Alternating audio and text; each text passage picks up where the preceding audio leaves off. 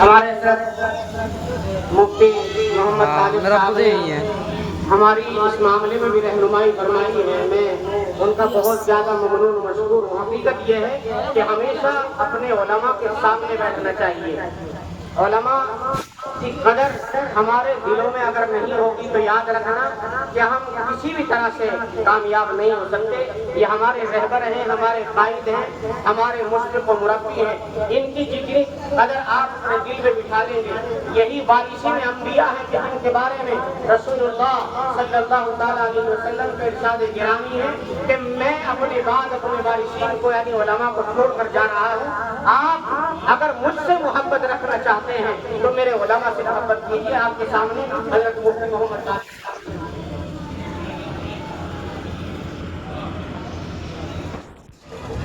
بسم اللہ الرحمن الرحیم.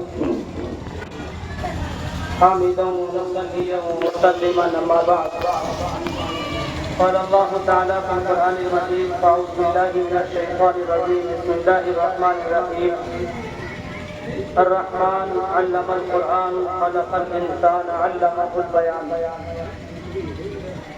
صدق الله العظيم. وقال أحد من العارفين: الملك والدين ثوبان.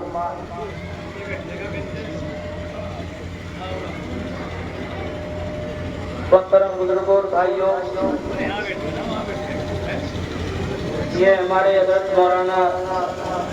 محمد زاہد صاحب رحمت برکاتہ وہ اپنے حسن ظن کی بنیاد پر نہ جانے مبنا جس کے بارے میں کیا کیا اپنا اظہار خیال فرما رہے ہیں. اور ہمارے بیچ میں ایک ایسے مجاہد، ایک جابان شخص مولانا محمد ساجد صاحب، وہ اپنی ذمہ داری کا سارا بوجھ میرے سر پہ ڈال کے چلے گئے. اس اسٹیج پر ہمارے جو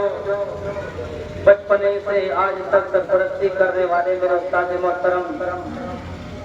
حضرت اختاری عابد ایوب صاحب دامت برکاتہم اور تمام سامعین،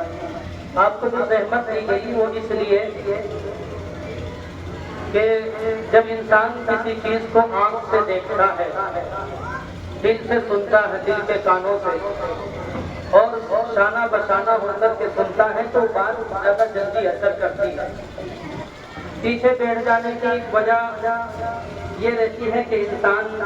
غافل بہت جلدی ہوتا رہتا ہے. اور مجھے ان بچوں سے زیادہ آپ ہی کے سامنے اپنا سبق سنانا ہے. ہمارے ہندوستان کے بڑے عظیم شخصیت، بڑے عالم دین حضرت مولانا سید ابو الحسن علی ندوی رحمۃ اللہ علیہ، ان کا یہ انداز تھا کہ جس سے بات کرنی ہوتی تھی اس کو اپنے سامنے بٹھاتے تھے، اور جس سے مخاطب نہیں ہونا تھا علماء جو بڑے ہوتے تھے اس کو اپنے پیچھے بٹھا دیا کرتے تھے کہ آپ سے میں مخاطب نہیں. میرے بھائیوں اور بزرگوں، آج جس مناسبت سے ہم یہاں پر جمع ہوئے ہیں، اس چمن میں یہ جو بہار ہے جو دیکھنے کو مل رہی ہے، یہ جنگ آزادی کے بعد جو دن اللہ نے ہمیں دکھایا تھا 1947 میں، اس کی یادگار میں ہم جمع ہوئے. بہت سارے ہمارے لوگوں کا خیال یہ رہتا ہے کہ مدرسے والے کیوں اس جنگ آزادی کو مناتے ہیں، اس کا مقصد، اس کا پس منظر کیا ہے. صحیح معنی میں اس کی ایک میں مثال دیتا ہوں. ابھی کچھ دن پہلے علی گڑھ کی سرزمین پر ایک سیمینار ہوا اور اس میں ہندوستان کے بڑے بڑے علماء کو بلایا گیا، اور ان علماء کی جو سرپرستی فرما رہے تھے وہ داعی اسلام حضرت مولانا محمد کلیم صدیقی صاحب دامت برکاتہم تھے. پیارے بچوں ادھر دیکھو، سب خاموش ہو کر، ابھی نیچے کر دو جیسے کوئی بات نہیں، بات میں لہرا لینا، ابھی سب خاموشی سے سب دیکھو. تو جب تمام علماء نے اپنی تقریر کی اس عنوان پر، جو اسٹیج پر لگا ہوا عنوان تھا کہ جنگ آزادی میں، یہ ہندوستان کی آزادی میں مسلمانوں کا بھی حصہ ہے، یہ عنوان لگا ہوا تھا. سارے علماء نے تقریر کی اور تقریر کر کے اپنی جگہ بیٹھ گئے. اخیر میں صدر محترم حضرت مولانا کلیم صدیقی صاحب دعوت برکاتہم کا جب نمبر آیا تو انہوں نے اپنی بات یہاں سے شروع کی کہ میرے بھائیوں اور بزرگوں، میں آپ کے اس عنوان سے متفق نہیں ہوں. اب سارے مولوی اور سارے مجمع جو عوام بیٹھی ہوئی تھی وہ حضرت کی طرف دیکھنے لگے، کہا کہ اس عنوان سے کیوں متفق نہیں؟ حضرت نے کہا کہ لفظوں کا بہت بڑا فرق ہوتا ہے۔ آپ نے جو لکھا کہ جنگ آزادی میں مسلمانوں کا بھی حصہ ہے،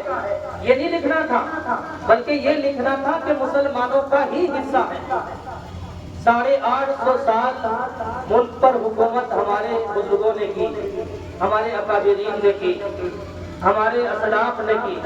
ملک کے چھن جانے کا دکھ سب سے زیادہ ہمیں ہوا۔ چیز جس کی چھنتی ہے درد اس کو ہوتا ہے، تکلیف اس کو ہوتی ہے۔ تو ہمارے علماء نے تقریباً 200 سال مسلسل یہ اکابرین نے لڑائی لڑی، جس کو ہم ذرا سی بات پر یوں کہتے تھے 1857 سے شروع ہوا، نہیں 1757 سے شروع ہوئی، بلکہ میں تو یہ کہتا ہوں اس سے بھی پہلے سے شروع ہوئی۔ نواب سراج الدولہ کی جنگ کی تاریخ آپ اٹھائیے اور نواب حیدر علی صاحب کی اور ٹیپو سلطان شہید رحمہ اللہ کی تاریخ اٹھائیے تو ان کی تاریخ سے پتہ چلتا ہے کہ 200 سالہ تاریخ ہے۔ اور یہ تو 1857 سے بھی پہلے جس وقت ہندوستان میں ایک عظیم رہنما اور انقلابی شخصیت مجاہد اعظم حضرت مولانا شاہ عبدالعزیز محدث دہلوی رحمۃ اللہ علیہ نے ہندوستان میں انگریز کے خلاف جہاد کا فتویٰ دیا تھا، وہ مسجد اکبر آبادی مسجد تھی۔ وہ ابھی آپ نے کچھ دن پہلے سنا ہوگا سوشل میڈیا میں یا اخبار میں آیا تھا، اس وقت دہلی میں ریلوے کی کھدائی ہو رہی تھی تو ایک مسجد نکلی تھی، پورے ہندوستان میں ہنگامہ ہوا، مسجد نکلی ہے، یہ کون سی مسجد ہے؟ حقیقت میں یہ وہ مسجد ہے جس کو اکبر آبادی مسجد کے نام سے جانا جاتا ہے، جس مسجد میں بیٹھ کر شاہ عبدالعزیز محدث دہلوی رحمۃ اللہ علیہ نے فتویٰ دیا تھا انگریز کے خلاف۔ یہ وہ مسجد ہے کہ جس کو انگریز نے اس دشمنی میں کہ ہمارے خلاف اس جگہ پر بیٹھ کر فتویٰ دیا گیا ہے، چاروں طرف سے کھدائی کرا کر اس زمین میں دھسا دیا گیا ہے، اور وہ آسان اب نکل کر نمودار ہوئے ہمارے سامنے۔ شاہ عبدالعزیز رحمۃ اللہ علیہ کی کوچیں نکلوا دی، ان پر بڑا ظلم کیا گیا، وہ ہندوستان کی ترقی کے روشن بان تھے۔ تو پھر میرے بھائیوں اس فتوے پر عمل کرنے کے لیے جو شخصیت ہندوستان میں کھڑی ہوئی سب سے پہلے، ان کا نام ہے سید احمد شہید رائے بریلوی رحمۃ اللہ علیہ۔ سید احمد شہید رحمۃ اللہ علیہ نے ہندوستان میں بہت ساری چیزوں کو زندہ کیا، انہی میں سے آزادی کی جو جنگ لڑی گئی اس کے وہ بیچ کے سرخیل بھی ہیں، اور ہمارے ان اکابرین جو 1857 کے اکابرین ہیں، ان سب کے ایک رہنما ان کو راستہ دکھانے والے بھی ہیں۔ جب وہ ایک قافلہ لے کر کے چلے تھے آزادی کے نام پر، سب سے پہلے وہ دہلی سے ہوتے ہوئے یہاں اس ملک کی سرزمین پر آئے، اور یہاں انہوں نے ملک کے لوگوں کو جمع کر کے ایک تقریر کی جنگ آزادی کے متعلق، تو تمام کے تمام بستی کے لوگ تیار ہو گئے، تقریباً 310 لوگ اس بستی سے تیار ہوئے، اور 3 عورتیں حضرت کی خدمت میں حاضر ہوئی، امنو بی بی، اصغری بیگم، جمن نائک، یہ 3 عورتوں کے نام ہیں۔ انہوں نے آ کر کے حضرت سے درخواست کی کہ حضرت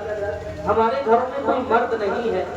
اور ایمانداری کی بات یہ ہے کہ آپ کی تقریر ہم نے سنی تو دلوں میں جہاد کا شعلہ بھڑک اٹھا ہے، ہم بھی چاہتے ہیں کہ اس آزادی کی جنگ میں حصہ لیں، اور ہم بھی ایک سرخ روح میں ہم شامل ہو کر کے اپنا کردار ادا کریں۔ اگرچہ ہم جنگ نہیں لڑ سکتے عورت ہونے کے باوجود، لیکن ہم زخمیوں کی مرہم پٹی کر سکتے ہیں، ہم آپ کے گھوڑوں کا دانہ کر سکتے ہیں، ہم زخمیوں کو پانی پلا سکتے ہیں، بہت سارے کام ہم سے کیے جا سکتے ہیں۔ تو حضرت نے کہا کہ اب گنتی کی جائے کتنے لوگ ہمارے قافلے میں شریک ہوئے۔ جب گنتی کی گئی تو 313 لوگ ہو گئے، مرد اور عورتوں کو ملا کر، 3 عورتیں 310 مرد تھے۔ تو حضرت نے اس گنتی کو سنا اور تبسم فرمایا اور یہ کہا کہ یہ آزادی کی جو روح پھونکی گئی ہے کامیابی کی ضمانت ہے۔ میرے نبی صلی اللہ علیہ وسلم نے جو سب سے پہلا غزوہ لڑا تھا غزوہ بدر، اس کی تعداد 313 تھی، اور آج بھی 313 کی تعداد گویا یہ اعلان کر رہی ہے کہ انشاءاللہ العزیز ہماری یہ تحریک ہندوستان میں ایک دن کامیاب ہو کر کے رہے گی، اور تمام تر ظالموں کا یہاں سے صفایا ہو کر کے رہے گا۔ میرے بھائی اور بزرگوں، ایک زمانے کے بعد گاندھی جی اس سرزمین پر گئے ملک کے اندر، آج تک ان کے ہاتھ کے نوٹ لکھے ہوئے رکھے ہیں۔ انہوں نے جانے کے بعد مٹی اٹھائی اپنے ہاتھ سے، زمین سے مٹی اٹھا کر اپنی پیشانی کو لگا کر کہا کہ میں اس بستی کی مٹی کو سلام کرتا ہوں کہ اس بستی نے سب سے بڑا کردار ادا کیا اس ہندوستان کو آزاد کرانے کے لیے۔ اور آج ہمارے ان بزرگان دین کی اس ساری تاریخ کو فراموش کر دیا گیا۔ 1857 کا جب نام آتا ہے تو ہم لوگ چند لوگوں کے نام لے کر کے خاموش ہو جاتے ہیں۔ وہ اتنی چھوٹی تاریخ نہیں ہے، بلکہ دہلی کے چاندنی چوک سے لے کر کے اور کنیا کماری تک کوئی درخت ایسا نہیں تھا کہ جس درخت پر ہمارے اکابرین کی اور بالکل مسلمانوں کا جو پورا کردار ہے اور وہ خالص مسلمانوں کی تاریخ ہے، کوئی درخت ایسا نہیں تھا جس پر اس کی گردنیں نہ لٹکی ہوئی ہو۔ وہ سارے درخت گواہی دیں گے انشاءاللہ العزیز ملک کی تاریخ میں، لیکن ہم نے بلا دیا۔ اب ہم سوال یہ کرتے ہیں کہ یہ جنگ آزادی کے نام پر پروگرام مدرسوں میں کیوں منائے جاتے ہیں؟ 26 جنوری کا پروگرام مدرسوں میں کیوں سجایا جاتا ہے؟ یہ مدرسے والے کیوں اس کے پیچھے لگ گئے ہیں؟ اس لیے منائے جاتے ہیں تاکہ ان نسلوں کو یاد دلایا جا سکے، یہ جو ہماری نسل پروان کر رہی ہے ان کو بتایا جا سکے یہ ملک ہمارا ہے، اور آنے والا وقت انشاءاللہ العزیز بتائے گا کہ یہ ملک ہمارا ہی رہے گا۔ میرے نبی صلی اللہ علیہ وسلم نے جو اعلان کیا تھا اور یہ فرمایا تھا کہ مجھے ہندوستان کی مٹی سے محبت کی خوشبو آتی ہے۔ جب ابھی ہم کل دہلی کے سفر سے واپس ہو رہے تھے تو میرے محترم دوست مولانا ساجد صاحب ایک نظم سنا رہے تھے جو انہوں نے زندان کی دیواروں کے پیچھے رہ کر کے لکھی ہے۔ اس نظم کے اشعار تھے کہ ہم لوگ اس ملک کو بچائیں گے، سب مل کر کے انشاءاللہ العزیز بچائیں گے۔ اب پھر اس ملک کے اندر کچھ اس طرح کی نفرتوں کی دیوار کھڑی ہوئی ہے، یہ وقتی خاردار درخت ہے جو اگ آئے ہیں، انشاءاللہ العزیز ہمیشہ نہیں رہیں گے۔ یہ 200 سالہ تاریخ کو اس چھوٹے سے مختصر وقت میں چھوٹے سے پروگرام میں بیان کرنا تو آسان نہیں ہے، بلکہ میں تو یوں کہتا ہوں عام طور پر کہ ہمارے علماء کو سمندر کو کوزے میں سمانے کا ہنر آتا ہے۔ آزادی کی جنگ کیوں لڑی گئی میں اس پر تھوڑی سی روشنی ڈالتا ہوں۔ وہ سارے لوگ یوں کہتے ہیں کہ اس وقت بھی مسلمانوں پر ظلم تھا اور ہندوؤں پر بھی ظلم تھا،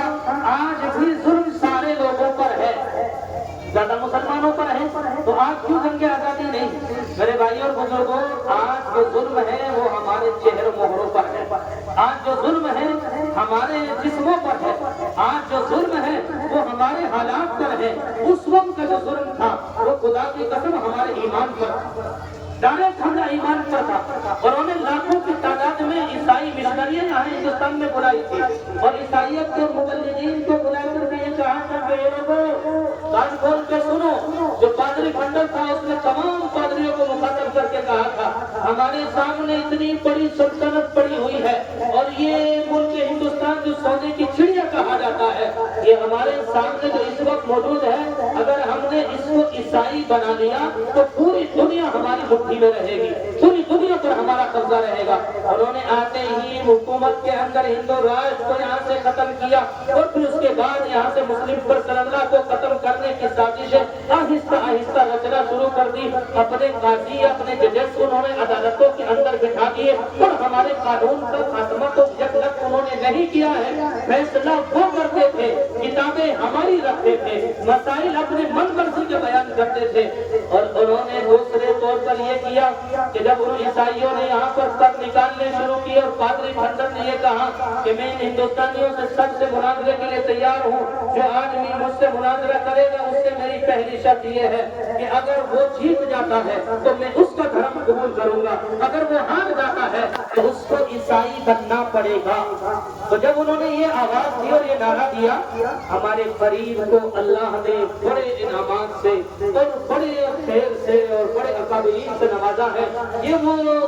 زرخیز سرزمین ہے جس سرزمین کے اندر ہم رہتے ہیں۔ ہمارے بستیز کیرانہ کے ایک انقلابی رہنما مجاہد اعظم حضرت مولانا رحمت اللہ علیہ، مولانا رحمت اللہ کیرانوی کھڑے ہوئے، انہوں نے کھڑے ہونے کے بعد اعلان کر دیا، پہلے اپنوں کو سمجھایا اور مسلمانوں کو مخاطب کر کے یوں فرمایا، اے مسلمانوں، جس عیسائیت پر تم آج کان دھر رہے ہو اور جن کے پیسوں کے لالچ میں آ کر، عہدوں کے لالچ میں آ کر اور ان کے ظلم و ستم سے تنگ آ کر کے تم آج اپنے ایمان کو خیر بات کہہ رہے ہو، کان کھول کے سنو، میں نے یہاں اس ہندوستان یعنی انجیل مقدس کے نسخوں کو جمع کیا ہے، سارے نسخوں پر نظر ڈال کے دیکھو، خدا کی قسم ہر ایک نسخہ بدلا ہوا ہے، ان کے قانون میں ہزاروں بار تبدیلی ہو چکی ہے، ان کا قانون ہر روز بدلتا رہتا ہے، جو ان کا پادری آتا ہے وہ اپنی من مرضی کرتا ہے اور قانون کو بدل دیتا ہے، اور جو مذہب اللہ نے آپ کو دیا ہے، جو کتاب اللہ نے آپ کو دی ہے، جس کو قرآن کریم کہا جاتا ہے، 1400 سالہ تاریخ سے لے کر آج تک کے تمام نسخوں کو جمع کیا جائے اور ہندوستان کے نہیں بلکہ پوری دنیا کے چپے چپے پر نگاہ ڈالی جائے اور قرآن کو دیکھا جائے، آپ ایک زبر زیر کا کہیں فرق نہیں پاؤ گے، اور انشاءاللہ العزیز آج ہی نہیں میں قیامت تک کی گواہی دیتا ہوں، میرے اللہ نے قرآن میں فرمایا اِنَّا نَحْنُ نَزَّلْنَا الذِّكْرَ وَإِنَّا لَهُ لَحَافِظُونَ، ہم نے قرآن کو نازل کیا، ہم اس کی حفاظت کریں گے، یہ قرآن قیامت تک اپنی حالت میں باقی رہے گا، یہ قرآن ہمیشہ اس کو کوئی مٹا نہیں سکے گا، اس میں کوئی تبدیلی نہیں کر سکے گا، اگر کوئی کرنے کی کوشش کرے گا تو اس کو بدل دیا جائے گا، اس کو اسلام سے نکال کے پھینک دیا جائے گا، بلکہ اگر کوئی غیر آدمی آ کر کے حملہ کرے گا اس کو دنیا سے نکال کر میرے اللہ عبرت کا نمونہ بنا کر کے تمہارے سامنے پیش کر کے دکھائیں گے۔ ہمارے سامنے آئے دن مثالیں آتی ہیں، ابھی چند دن پہلے اس بدبخت نے جس کو وسیم رضوی کہا جاتا ہے، اللہ نے اس کا نام بھی اس سے چھینا، اس کا نام تک بدل گیا، تو یوں کہ قرآن کریم سے 27 آیات نکالی جائے، کبھی 30 آیتوں سے نکالنے کی بات کرتا تھا، میرے اللہ نے آج اس کو ذلت کی زندگی گزارنے پر مجبور کیا ہے اور اسی کو اسلام کے دائرے سے باہر نکال کے کھڑا کر دیا، تو میرے اللہ کے قرآن کے ساتھ چھیڑچھاڑ کرتا ہے، تو میرے مشفق و کرما نے جو مجھے یہاں کھڑا کیا یہ سبق سنانے کے لیے، مولانا رحمت اللہ کیرانوی نے جو اس وقت میں کہا تھا ہم اس قرآن کے ماننے والے ہیں، اس اللہ کے ماننے والے ہیں اور اس مذہب اسلام کے ماننے والے ہیں جو کسی سے کسی بھی حالات میں سودا کرنے کے لیے تیار نہیں ہوتے اپنے ایمان پر، تو انہوں نے قاضی کھٹر سے مناظرہ کیا اور عیسائیت کے خلاف کام کیا، کام کرنے کی طریقہ کار یہ تھا کہ انہوں نے کتابیں لکھی، ازالت الشکوک جو آج 5 جلدوں میں تقریباً موجود ہے، اظہار الحق جیسی کتاب لکھی، پوری دنیا میں کوئی بھی عالم اگر عیسائیوں کے خلاف زبان کھولتا ہے یا قلم اٹھاتا ہے یا قسم کھا کے یہ بات کہتا ہوں وہ حضرت مولانا رحمت اللہ کیرانوی کی کتاب سے سہارا لیتا، ایسی کیل ٹھوک کر عیسائیوں کے سر میں گئے کہ قیامت تک نکلے گی نہیں اور وہ دنیا میں کہیں بھی سر ابھارے، دنیا میں کہیں بھی اپنے پروں کو کھولے، میرے اس ہندوستان میں انشاءاللہ العزیز عیسائیت کے پر کبھی نہیں کھولیں گے، یہ میرے اکابرین کی قربانیوں کا نتیجہ ہے۔ تو انہوں نے نمبر 1 تو ہمارے ایمان پر اس راستے سے حملہ کیا، مبلغ بھیجے، مشنریاں بھیجی، دوسرے یہ کہ ایمان کو خراب کرنے کی اندرونی سازشیں رچی گئی جو آج بھی رچی جا رہی ہے، ہزاروں پروڈکٹ اس وقت ہندوستان میں اسرائیلیوں کے موجود ہیں جن میں ہم روز سنتے ہیں خنزیر کی چربی ملائی گئی ہے، ہندوستانیوں کے بہت سارے پروڈکٹ ہیں، بابا رام دیو کے بارے میں کہا جاتا ہے کہ وہ سارے اپنے پروڈکٹ میں گاؤں گائے کا پیشاب ملاتا ہے، ہم ان ساری چیزوں سے بائیکاٹ کریں گے اور اپنے ایمان کی حفاظت کریں گے، اس سارے انگریز کی سوچ کا نتیجہ ہے جس نے ہندوستان کے تمام کنوؤں کے اندر اس وقت میں ٹیوب ویل اور سبمرسیبل اور ہینڈ پمپوں کا انتظام، جن کو ہم نل کہتے ہیں ان کا کوئی انتظام نہیں تھا، کنووں سے لوگ پانی استعمال کرتے تھے اور ظالموں نے خنزیر کی چربی پگھلا کر کنووں میں ڈالنا شروع کر دی تھی، اور جو ہندوستان کا کوئی بھی آدمی کسی بھی مذہب کا ماننے والا اس کی فوج میں شریک ہوتا تھا اور ہونا پڑتا تھا، اس لیے کہ انہوں نے ہندوستانیوں کی جان سے، ہندوستانیوں کے مان سے سارا کھیل کھیلا ہے، ان کے لیے لازم و ضروری تھا کہ وہ جو کارتوس اپنی بندوقوں میں چلائیں گے اس کو اپنے منہ سے کھولیں گے اور اس پر بھی سور کی چربی کی مہر لگائی ہوئی تھی، اور اس لیے ہمارے اکابرین نے سوچا تھا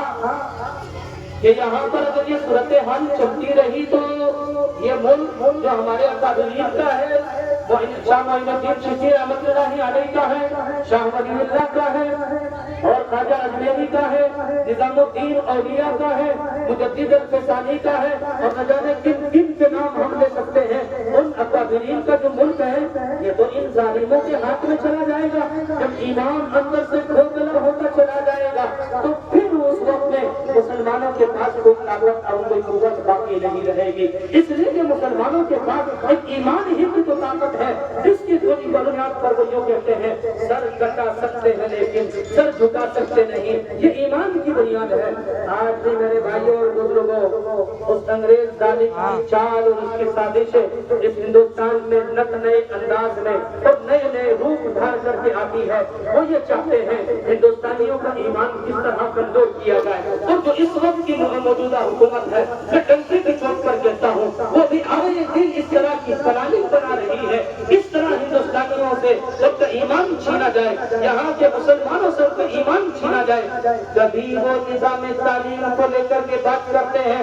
موجودہ دور میں جو نظام تعلیم تیار کیا گیا ہے میں آپ کو سب آپ ذمہ دار ہیں. آپ اپنے آپ میں چند افراد نہیں بلکہ پورے علاقے کے نمائندے ہیں جو یہاں پر بیٹھے ہوئے ہیں. ایک نظام تعلیم جو ہندوستان میں لاگو ہونے والا ہے اور 2-3 اسٹیٹوں میں انہوں نے گجرات میں اور اتراکھنڈ میں اس کو لاگو کر دیا ہے. ان قریب وہ 2025 تک ان کا پلان ہے کہ اس پورے نظام تعلیم کو سارے ہندوستان میں ہم قائم کر کے رہیں گے. وہ نظام تعلیم سکے کے 2 رخ کی طرح ہے. میں آج قسم کھا کے بتا رہا ہوں اگر آپ نے ہوش کے ناخن نہ لیے اپنی نسلوں کے ایمان کی حفاظت نہ کی تو وہ جو اس دنیا کا سبق اور اس کی تاریخ ہم سنتے ہیں اور پڑھتے ہیں, جمال پاشا کی اور عطا ترک کی اور کس کی بات ہم سنتے ہیں کہ ہماری نوجوان نسل نے اسلام سے بغاوت کا اعلان کیا تھا اور انہوں نے یہ کہا تھا کہ اسلام کی پابندیوں کی بیڑیاں جو ہمارے پیروں میں پڑی ہوئی ہے ہماری گردنوں میں لٹکی ہوئی ہے ہم ان سے آزاد ہو کر کے جینا چاہتے ہیں. ہمارے مسلم نوجوانوں نے ہمیشہ